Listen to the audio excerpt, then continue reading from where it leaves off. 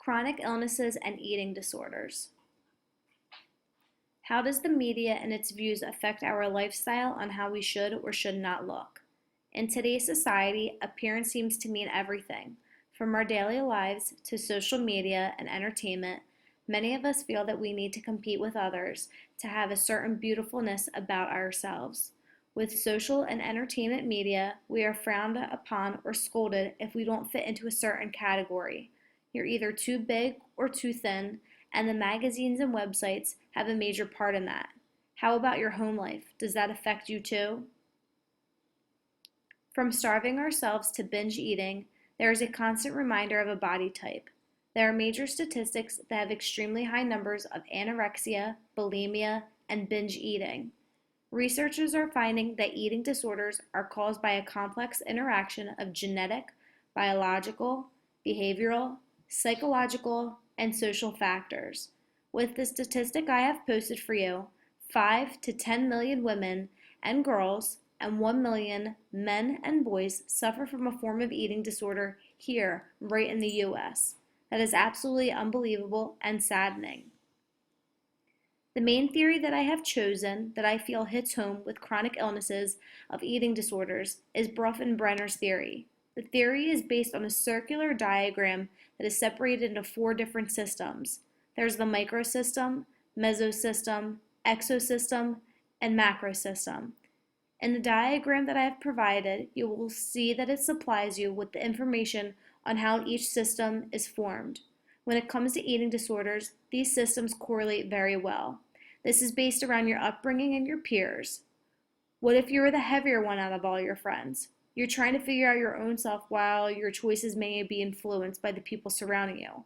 With the technology that we have today, that also influences our decisions.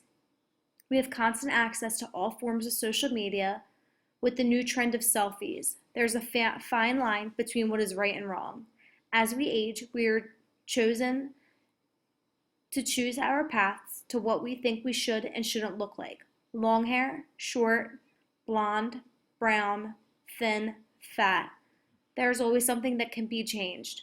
Speaking from my own personal experience and something that I reflect back on, in 8th grade I was a cheerleader for school and competition. I loved it. I loved the girls, and to be honest, I loved the attention. I started to notice I was a little bit thicker than the other girls. I wore a size 6 and the other girls between a size 2 and 4. Looking back, a size 6 is very tiny, but it seemed huge to me. A girl I became friendly with told me how she would constantly skip meals, basically would drink a Slim Fast in the morning and that was all. I loved the way that she looked. I felt weak-minded and immature. My environment persuaded me. Next thing you know, I ran a little bit more, continued drinking Slim Fast, and dropped the size. It wasn't until my mother noticed me slipping in my own skin. To be so naive at that time, with age came more strength, and I was happy with being me. Some of the other theories in comparison to Bronfenbrenner's are the PIE, also known as Person and Environment Perspective Theory, and the biopsychological theories. I feel that they all tie into Bronfenbrenner's, but I like the way that Bronfenbrenner's went into detail. The PIE theory is based around variables that determine the path that you may follow or neglect. It's geared towards gender and age.